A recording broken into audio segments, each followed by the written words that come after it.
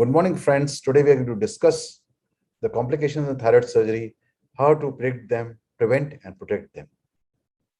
So, when we do a pre-op workup of the patients and we find that there is restricted mobility of the thyroid gland, fiber optic laryngoscopy showing paresis, and posteriorly placed or superiorly placed lesions in the thyroid with retrosternal extension, and patients giving the history of dysphagia, then we anticipate these problems. And we need to investigate them thoroughly so that we don't find surprises in surgery.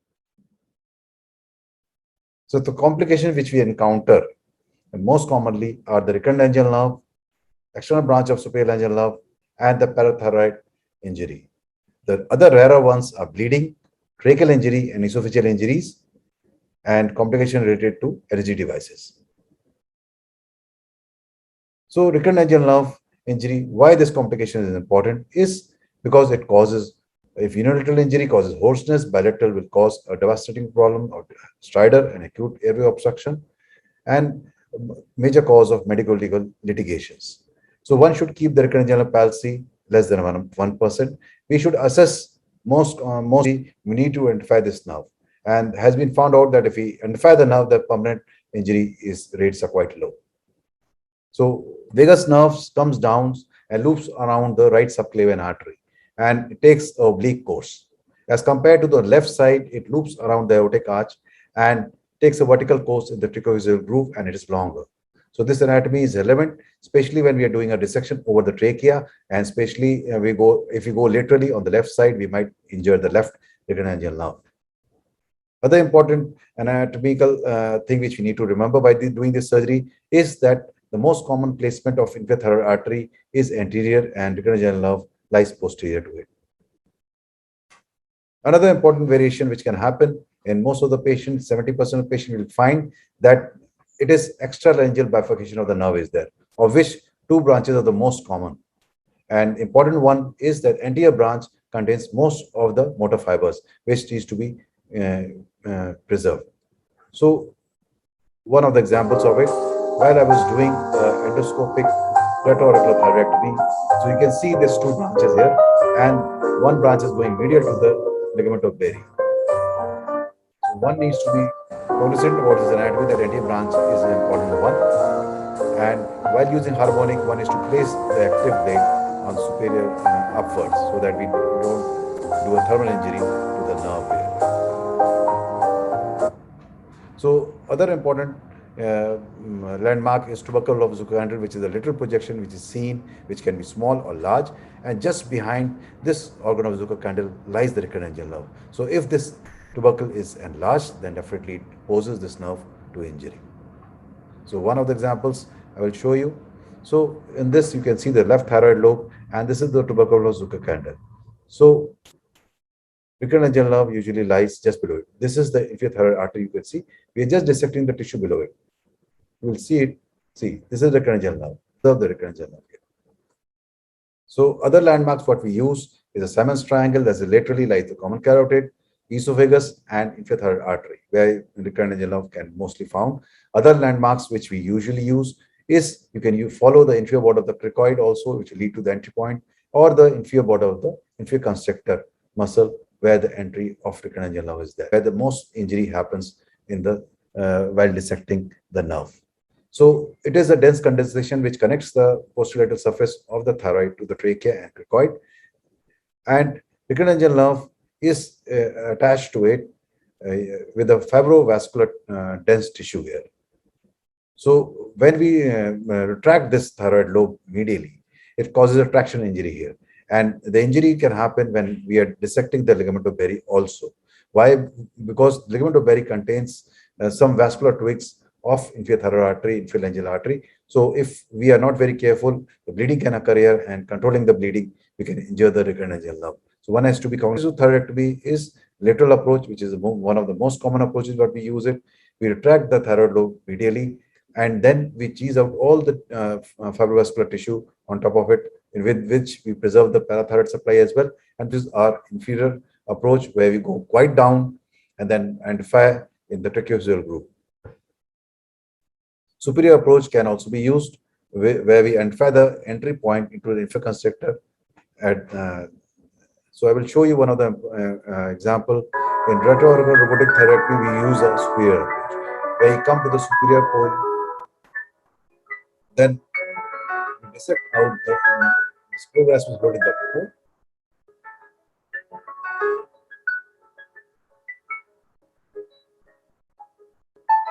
So upper pole has been dissected out.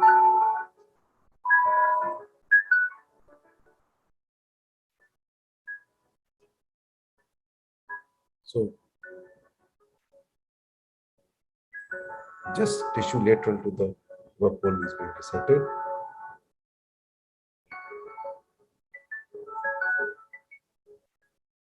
So now you can see this is the superior parathyroid here, and we're dissecting the ligament of Berry here. The small twigs which are coming here, and then you can see this is the inferior constrictor, and this is the inferior border we follow, and this is the rectangulum nerve we have identified it. We follow a lateral approach. So we have retracted the right thyroid lobe laterally as medially, and this tissue which is holding this tissue and where to uncover the rectangulum nerve and to preserve the inferior thyroid, inferior parathyroid. So this is the organ of Zucker-Kandel here, which is pointing out. We will see by dissecting this tissue, the rectangulum nerve comes into view. So we have to dissect it gently using a mosquito, and all the fibrovascular tissue over it needs to be fibrillized. And then we can see here the rectangulum nerve lies lower down, and still there is a fibrovascular tissue, or what we say is a ligament of Berry is there, which in which we see that twigs of inferior artery are there. So one needs to ligate them. Otherwise, if we cut them like that and bleeding occurs, then likely we might injure the rectangulum nerve. Redo surgery or we do central compartment clearance, then chances of rectangulum nerve injury are more. So how do we manage if injury happens? If non-transactional injury happens, traction injury or stretch injury, then what we do is we just wait and see. Usually, you can use calcium channel blockers or steroid to decrease the edema and recovery and increase the recovery time. So if there's a transactional injury, then and there's a loss of the segment, then we anastomose it to the ansa cervicalis. And if there is no loss of the segment, then we can do a primary anastomosis. So what it does, it increases the tone. The tone of the vocal cord regains, but not the motion. So if patient is very much symptomatic after the palsy, means poor lung function is there, then patient is aspirating, then we need to needleize the cord with autologous fat. Otherwise, we can wait for 12 months, and if symptoms persist, then we can do these midlization procedures. So what about non-recurrent nerve, which happens usually in less than 1% patient, and the people who have retroesophageal right subclavian artery, then these we can find out. But the entry point of the recurrent nerve is same at the inferior border of the inferior constrictor, where we will find it. So in left side, it can happen in situs inversus or dextrocardia cases, and the types of it, if the nerve follow the superior pedicle and entry point and enters here, it is type 1. Otherwise, if it's following the inferior thyroid artery, then it is a type 2 of non-recurrent nerve. So coming to external branch of superior laryngeal nerve, it supplies the cricothyroid, which is the tensor of the cord. So if this gets injured, then the pitch of the voice, variation of the pitch of the voice goes. So this is one of the opera singers, Italian one, which have lost the carrier because the variation in pitch went off after likely injury of this nerve. So what do we do during surgery? We need to identify it, and we have to individually ligate the superior thyroid vessels, not the main trunk. So Cernia had found out that the distance between the upper pole of the thyroid and where the superior laryngeal nerve intersect with superior thyroid artery is usually more than a centimeter. So in this, the chances of injuring the nerve is less. But in cases where superior pole thyroid nodule is there or enlarged thyroid is there, this nerve comes quite close to the superior branches, superior pedicle branches. So we might injure when we do a mass ligation. So this is what we should do, individual ligation, we should preserve it. And where do we find this nerve? Is a triangle. If you cut the few fibers of sternothyroid and retract the upper pole laterally, you'll find this nerve and supplying the cricothyroid muscle. So I'll show you one of the examples. So this is, in this, we have already sacrificed the sternothyroid muscle because of involvement, and we have retracted the upper pole laterally. And what we are doing here is seeing the individual vessels here, trying to find out where it is. Yeah, we have identified this external branch of superior now, and after identification, what we do is individually clamp these vessels. That's the important step here. So we should not mass target. We should individually clamp these vessels and see it. So, the role of interoperator monitoring system, if you have, most of the people in India, I know of, it doesn't have. So what it does is we have an endotracheal tube with the area which has got electrode attached and which comes in approximation to vocal cord, and this attached to circuit, and we have a stimulator by which we stimulate the vagus nerve, and we see the signal and know the integrity of the nerve. So if you don't have this, you can use a nerve stimulation devices, which NSDR team will be having it. And what we do is we see the laryngeal twitch, we feel the laryngeal twitch. We place a finger just behind the cricoid cartilage and feel for the twitch of cricoarytenoid muscle for recurrent nerve, and we can feel for the twitch, or we can see the twitch of cricothyroid muscle for superior laryngeal nerve. So evidence says that IONM usage definitely decreases the chances of recurrent nerve injury, and it should be used if you have the device. So what ATA says that visual inspection identification is must for both of the nerves, and has got a strong recommendation. And if IONM usage, they have got a weak recommendation and may be used.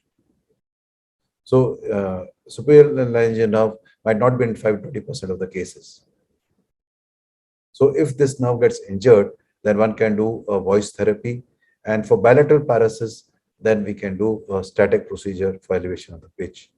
And if we are using harmonic, one needs to know that the safe distance is 1 mm, and it needs to be cooled before using it again. For Thunderbeat, it is 3 mm, and LigoShore is 2 mm. We can use these devices, but we need to know where not to use it. So coming to the parathyroid, which are the glands, two paired glands which are present, and the most consistent of them are the superior parathyroid, where the recurrential nerve and the inferior thyroid artery they intersect each other, and just around a centimeter we will find the superior parathyroid on the posterior surface, and the inferior parathyroid is found on the posterior surface on the lower pole side. So permanent hyperparathyroidism happens in 0 to 3% of cases. We can prevent this temporarily also by doing a medullary dissection, and technology can also help us by using a near infrared camera with or without ICG. So I'll show you one of the examples. So this is a thyroid gland, and this is a parathyroid, inferior parathyroid, which we think. So we can use this camera, infrared camera, and you can see the glow. This is because of autofluorescence of the parathyroid, which helps us to identify this is a parathyroid and unknown. And what we need to do now is preserve the supply of this. What we do it, that we're doing a sharp dissection using a bipolar, using a Liga clip, preserve the vascularity. And at the end of this procedure of total thyroidectomy, you just ascertain whether vascularity of this parathyroid is there or not.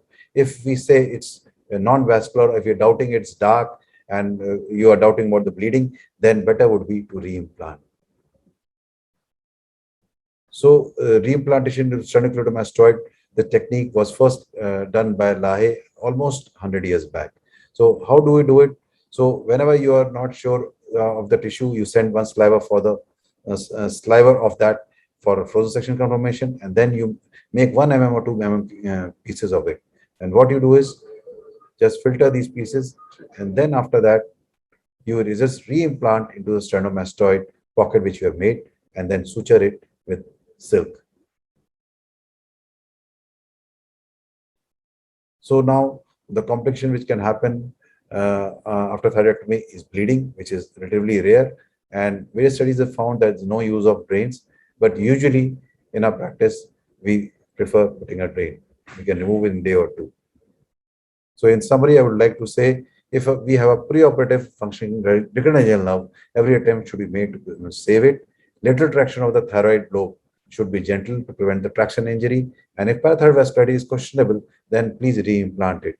It will ensure that supply of the Parathyroid is there and it will function. External branch of spinal nerve should be searched for, and individual ligation of vessel should be practiced. And judicious use of energy devices should be practiced while performing thyroid surgery. So I thank you, the organizers, for giving me this